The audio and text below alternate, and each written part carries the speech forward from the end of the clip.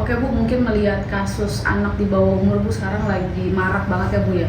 Mereka melakukan pelecehan seksual, ada lagi mereka yang berkelahi sampai dia bisa membunuh temannya sendiri gitu. Seperti itu. Sekarang kita lihat dasar dari semua ini adalah masalah bahwa mereka tidak sehat jiwa. Kenapa terjadi tidak sehat jiwa? Kita lihat aja situasi negara, bagaimana situasi negara. Kan ya acak-acakan, hukum kurang bisa diandalkan, keuangan juga banyak merasakan kemerosotan, lalu di luar juga masyarakat tidak bergabung, masyarakat cenderung melihat itu paling banyak nonton, kadang-kadang nonton pun tidak berani karena takut nanti ikut dilibatkan. Jadi semua ini otomatis membuat orang kesel. Kita bayangkan orang kesel, jadi jiwanya tidak tenang. Kalau jiwa tidak tenang, maka banyak hal yang bisa dilakukan. Namanya jiwa tidak tenang. Bu, pengaruh sosial media terhadap anak-anak di bawah umur, terutama anak 12 tahun Bu? Kalau sosmed jelas banyak pengaruhnya pada anak kecil juga ada pengaruhnya, pada anak lebih besar juga ada pengaruhnya, dan mereka kan otomatis terbawa karena mereka dengan orang tuanya juga lebih jarang di sekolah dibebaskan. Jadi ya nonton hal-hal yang sebetulnya ya belum pantas untuk ditonton oleh anak-anak usia muda. Oke. Miris nggak sih Bu ngelihat zaman sekarang tuh anak di bawah umur sudah melakukan tindakan sampai penghilangan nyawa, selain melakukan pelecehan seksual gitu? Jelas itu sangat miris.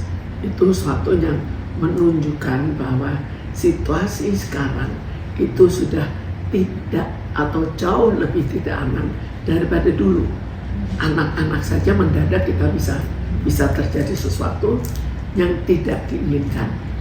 Jadi ketenangan atau keamanan itu sangat jauh berkurang.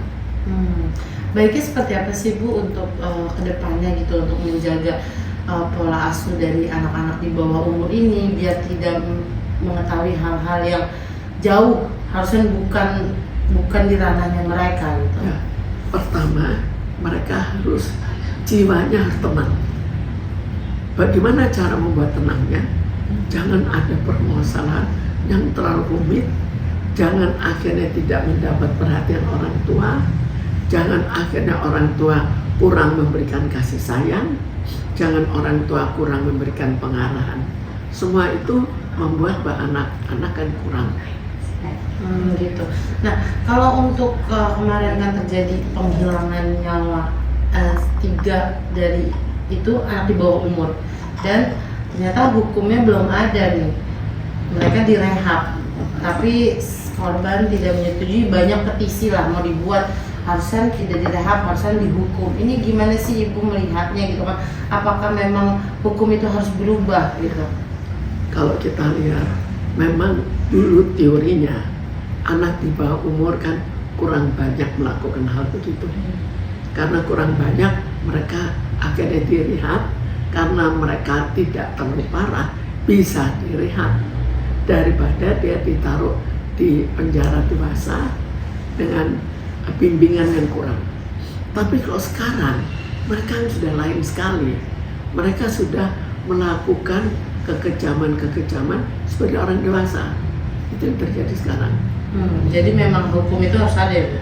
Jadi kalau sudah begitu, kita pikirkan kembali. Kalau dulu tindakan mereka tidak seperti orang dewasa, sekarang seperti orang dewasa, harus bagaimana? Apakah kita harus menaikkan juga karena tindakan seperti orang dewasa, tindakan kejahatan seperti orang dewasa? Bu, faktor utama mungkin terhadap psikologis anak-anak sampai dia ngelakuin hal seperti apa yang dia lihat atau dia tonton itu apa sih? Sekarang kita lihat dari segi apa? Kalau dari segi seks, kan kita lihat dari segi pemerkosaan. Kita lihat bahwa banyak film porno yang beredar.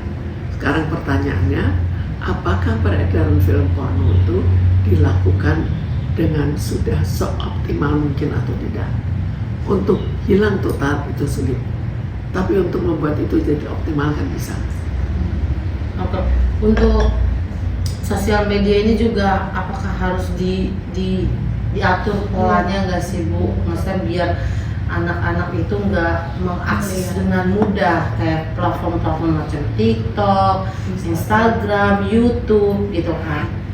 Jadi memang ada beberapa pembatasan yang harus dilakukan oleh media. Misalnya ya, media itu kalau menurut statistik jangan sampai memperlihatkan cara melakukan kekerasan, dipotong, pisaunya, segalanya. Dia boleh saja, oh itu dilakukan tindak kekerasan orang yang meninggal.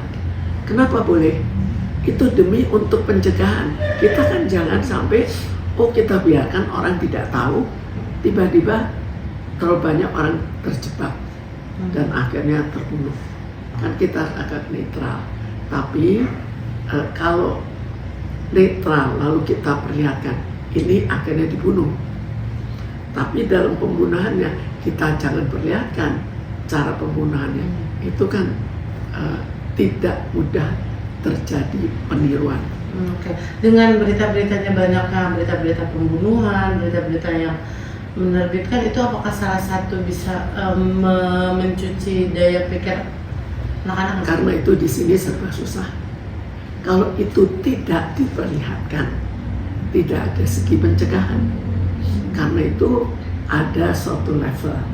Oh, anak-anak usia sekian jangan nonton yang ini. Lalu di atasnya boleh nonton sampai taraf apa. Jadi kita sesuaikan dengan pendewasaan anak. Jadi untuk anak-anak yang di rumah sudah pakai gadget, itu orang tuanya harus ikut mendampingi dari awal. Jangan tiba-tiba sudah mulai dewasa mendampingi, mana mau anak. Tapi dari awal sudah membiasakan diri, yuk kita nonton sama-sama. Jadi akhirnya bagi dia, tiba-tiba orang tuanya tetap nonton sama-sama, bukan hal yang terlalu aneh dan memungkinkan. Di situ orang tuanya bisa ikut membimbing.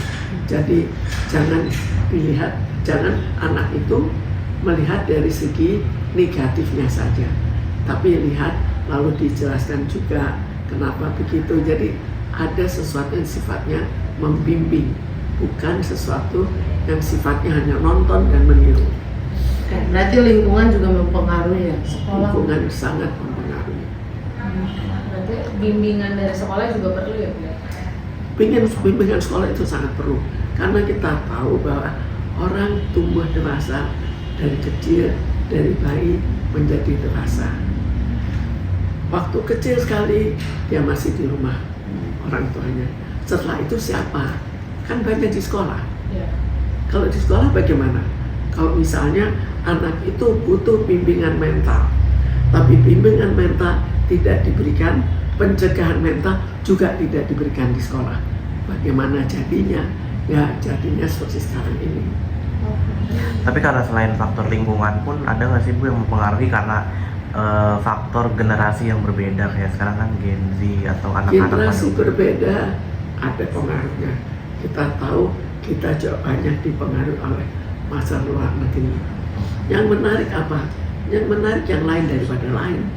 Jadi misal, waduh terjadi pembunuh, terjadi perkelahian, itu kan disenangi dan itu ditiru, diikuti. Jadi semua itu teknologi yang terlalu maju juga mempengaruhi. Cuma ada antinya. Bagaimana kita juga membuat, oh itu kan salah, seharusnya begini. Itu kan juga salah satu tindakan pencegahan.